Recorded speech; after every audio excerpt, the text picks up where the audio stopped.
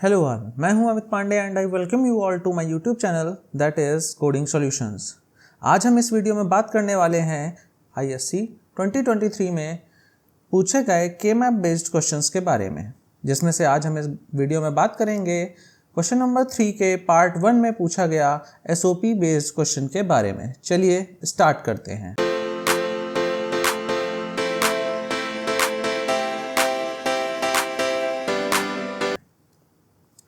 तो जैसा आप देख पा रहे होंगे, क्वेश्चन दिया हुआ है कि given a Boolean function f a b c d equals to summation of 2 3 6 7 8 10 12 14 and 15 and हमसे पार्ट 1 में पूछा गया है कि इसको आप कैलकुलेट करिए, इसका के मैफ के थ्रू इसको रिड्यूस करिए एक्सप्रेशन को, एंड सेकेंड पार्ट में पूछा गया है कि इसका लॉजिक डायग्राम बनाइए।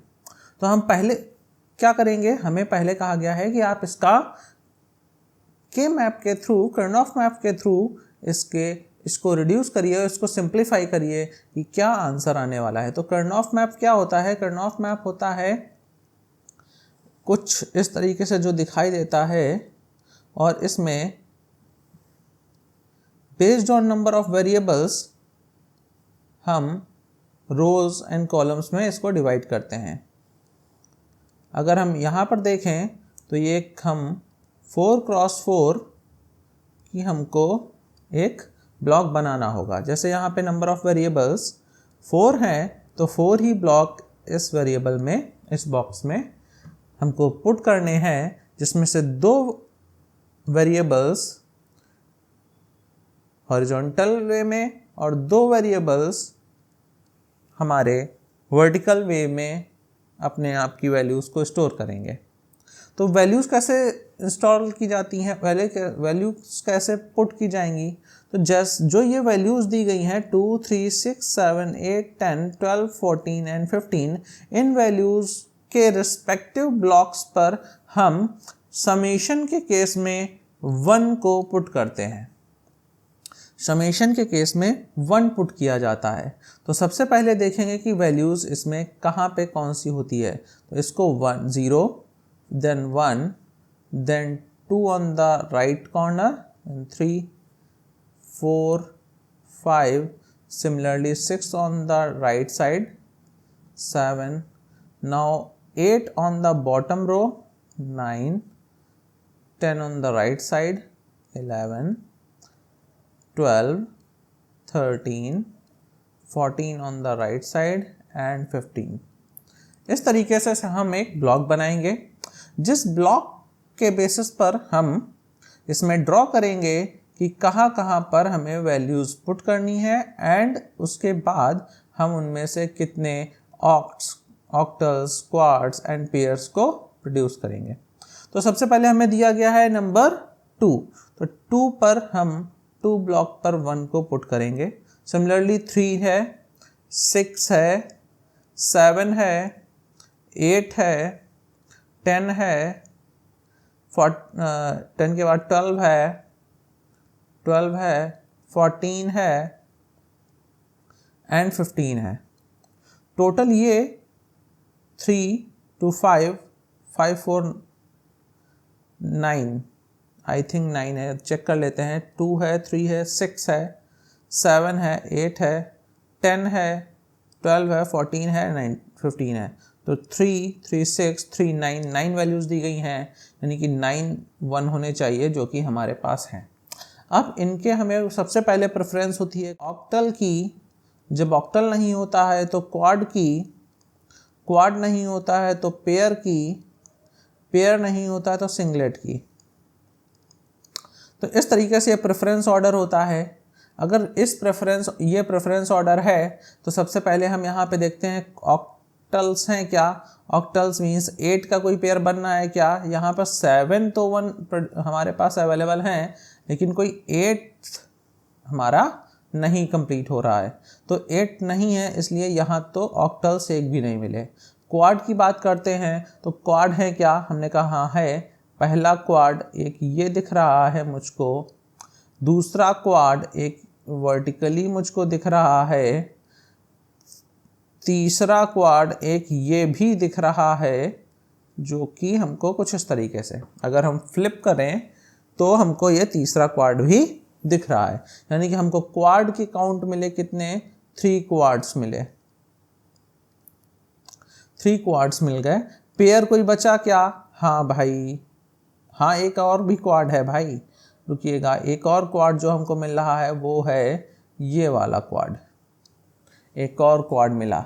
लेकिन जैसे ही हमने ये वाला क्वाड को इंट्रोड्यूस किया, ये हमारा जो क्वाड नंबर 4 था, इसको इंट्रोड्यूस करते ही जो ये हमने वर्टिकल क्वाड बनाया है, इसके सारे ऑक्यूपाई हो गए, तो इसको हम नहीं लेंगे अब। रीज़न, क्योंकि ये वाले क्वाड में कोई भी यूनिक नंबर नहीं बचा, सभी के सभी ऑलरेडी ऑक्यूपाई हो गए किसी न किसी क्वाड में, इसलिए अब हमारे पास नेट में टोटल कितने हुए, 3 क्वाड्स ही हुए।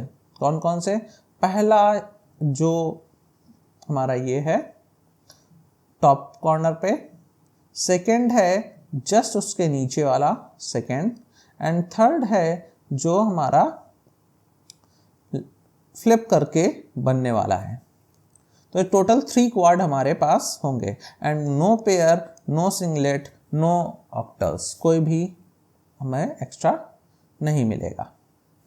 तो इसका जो सॉल्यूशन है वो किस तरीके से लिखा जाएगा, तीनों का सॉल्यूशन लिखते हैं सबसे पहले।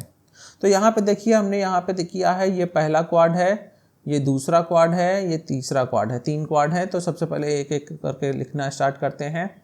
तो अगर हम इसको Q1 कहें, क्वाड 1, इसको कहें Q2, और इस वाले को जो ये फ्लिप करके बना है इसको कहें Q3, तो इनकी इक्वेशंस क्या होंगी, चलिए इनके बारे में जानते हैं।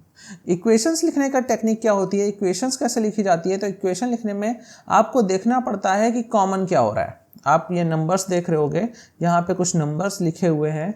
नंबर्स कैसे लिखे जाते हैं, जैसे ही आपने 0 लिखा है, 0 की बाइनरी होती है 0, तो उसका 0 हमने डबल डिजिट में लिखा है क्योंकि 2 वेरिएबल्स लिखे हुए हैं। 1 की बाइनरी होती है 0 1, 3 की बाइनरी होती है 1 1, एंड 2 की बाइनरी होती है 1 0। तो हमने जो टॉप पे जो नंबर्स लिखे हुए हैं वो बाइनरी ही लिखी हुई है। यही नंबर्स को हमने वर्टिकली सेम डिजिट्स में लिख दिया है। तो ये हमारी ट्रिक है कि हम नंबर्स कैसे लिखेंगे। अब हमसे कहा गया ये एसओपी में है क्योंकि यहाँ समेशन लगा हुआ है, तो हम इस तरीके से लिखे हैं, यानी कि सम ऑफ प्रोडक्ट, यानी डिजिट्स के बीच में डॉट है, मल्टीप्लिकेशंस में है, प्लस में नहीं है। तो अगर हम इसको इक्वेशन लिखे तो ये लिखा हुआ है सी बार डी बार, ये लिखा हुआ है सी बार डी, ये लिखा हुआ है सी डी, और ये लिखा हुआ है सी डी बार। सिमिलरली अगर हम कॉलम वाइज, रो वाइज देखें तो ये है ए बार बी बार, ये है ए बार बी, ये है ए बी, देन लास्ट है ए बी बार। चलिए, और तो हम अब लिखना स्टार्ट करते हैं अपनी इक्वेशन को। तो हम क्वाड 1 की बात करें तो क्वाड 1 हमने नाम दिया है ये टॉप वाले को, ये है क्वाड 1। तो क्वाड 1 की बात की जाए तो इसमें कॉमन क्या मिल रहा है फ्रॉम द टॉप, तो यहाँ पे हमको मिल रहा है C common, and from the left हमें मिल रहा है A कॉमन। तो इसकी जो इक्वेशन हुई, तो अगर हम देखें तो हुई A बार कॉमन मिला है, एंड टॉप से मिल रहा है C, तो A बार C इसकी इक्वेशन हुई। Q2 की बात की जाए, यानी सेकेंड क्वाड की बात की जाए, तो इसमें हम देखें तो टॉप से तो सेम ही हमको मिल रहा है, मीन्स C मिल रहा है, एंड लेफ्ट से हमको मिल रहा है आपकी 1 1 कॉमन, मीन्स B कॉमन है, तो इसका इक्वेशन आएगी BC। थर्ड क्वाड की इक्वेशन क्या होने वाली है, थर्ड क्वाड में देखते हैं तो थर्ड क्वाड हमारा जो है वो फ्लिप होके आ रहा है। यहाँ पे हमको मिल रहा है 0 0, लास्ट में मिल रहा है 1 0, मीन्स D बार कॉमन है from top, and left from left हमको मिल रहा है, यहाँ पर A की वैल्यू 1 है, यहाँ पे भी 1 है, मीन्स A। तो हमारी जो नेट इक्वेशन आई वो आई F इक्वल्स टू होगा A bar C plus BC plus AD बार। तो ये हमारी नेट इक्वेशन आई, इसकी पूरे जो स्टेटमेंट दिया गया था, जो इक्वेशन दी गई है, उसके फाइनल इक्वेशन हमारी सॉल्व होने के बाद, रिड्यूस होने के बाद कुछ इस तरीके से आई है। तो ये हमारा फर्स्ट पार्ट कंप्लीट हुआ जहां पर हमने अपनी इक्वेशंस को रिड्यूस कर लिया है। चलते हैं नेक्स्ट पार्ट की तरफ जो कहता है कि इसका मैप बनाइए। तो तो इसकी इक्वेशन क्या आ गई है, इसकी इक्वेशन आई है हमारी ए बार सी, हम लिख लेते हैं एक बार, तो यहाँ इक्वेशन आ रही है F equals to A bar C plus B C plus A D bar. So ये हमारी इक्वेशन है A bar C plus B C plus A D bar. इस इक्वेशन को अब मेरा काम है कि इसको हमें लॉजिक डायग्राम इसका बनाना है। तो लॉजिक डायग्राम किस तरीके से बनता है, हमको पता है कि डॉट को रिप्रेजेंट करता है एंड गेट, प्लस को रिप्रेजेंट करता है और गेट, एंड नॉट गेट जो है वो रिप्रेजेंट करता है हमारे बार को, मीन्स कहीं पर अगर बार होगा तो नॉट गेट लगाया जाएगा। तो इस इक्वेशन में जहाँ पर भी हमको बार लिखा हुआ है वहाँ पे नॉट गेट, जहाँ पर डॉट लगा हुआ है जैसे ए बार डॉट सी है वहाँ पे एंड गेट, एंड जो ये प्लस लगा हुआ है इसको और गेट से रिप्रेजेंट करना होगा। तो देखते हैं कैसे होगा। यहाँ पर क्वेश्चन पढ़ते हैं, assume that the variables and their complements are available as input. हमको सब कुछ इनपुट के रूप में मिला हुआ है, यानी मीन्स हमको कुछ भी एक्स्ट्रा खुद से करने की जरूरत नहीं है, कॉम्प्लीमेंट लगाने की जरूरत नहीं है, मीन्स हमें नॉट गेट की भी रिक्वायरमेंट नहीं है, हमको सिर्फ एंड और गेट ही रिक्वायर्ड है। तो चलते हैं बनाते हैं इसका लॉजिक सर्किट डायग्राम। कैसे बनेगा चलिए देखते हैं। तो सबसे पहले आया ए बार को हमने इनपुट लिया, मल्टीप्लाई हो रहा है जो सी के साथ, तो सी के इनपुट लिया, एंड मल्टीप्लाई हो रहा है तो उसमें लग जाएगा हमारा एंड गेट, ये रहा। सिमिलरली एक आ रहा है हमारा बी गेट, बी इनपुट है, सेकेंड इनपुट है उसके साथ सी, तो वो हमने सी लिया, इसको भी एंड कर दिया क्योंकि मल्टीप्लाई में है। लास्ट है ए जो जा रहा है डी बार के साथ और इसको भी भेज दिया गया है एंड में। फाइनली जो ये तीनों हमारे आउटपुट निकले हैं इनको अगेन हमने पास कर दिया और गेट के इनपुट में। ये क्यों किया, क्योंकि जो हमारा और गेट होता है वो प्लस से रिप्रेजेंट होता है, तो इन तीनों के प्रोडक्ट को ये एडिशन जो है वो किया जा रहा है। तो यहाँ पर और गेट के यूज़ करके हमने इसको कन्वर्ट कर दिया एफ में। तो यहाँ पे जो आउटपुट मिलने वाला था वो था ए बार सी, यहाँ पे जो आउटपुट मिलने वाला था वो था बी सी, और यहाँ है A D bar. All three outputs became the input for the OR gate and we get the answer. तो ये हमारा आंसर होने वाला है। एक्सप्लेनेशन था पूरे फर्स्ट क्वेश्चन का। आई होप आपको सॉल्यूशन समझ में आया होगा। ये क्वेश्चन आपके एग्जाम में 5 मार्क्स का आया था। आई थिंक आपको समझ में आ गया होगा। Thank you for watching and please subscribe to my channel if you like the video. Thank you.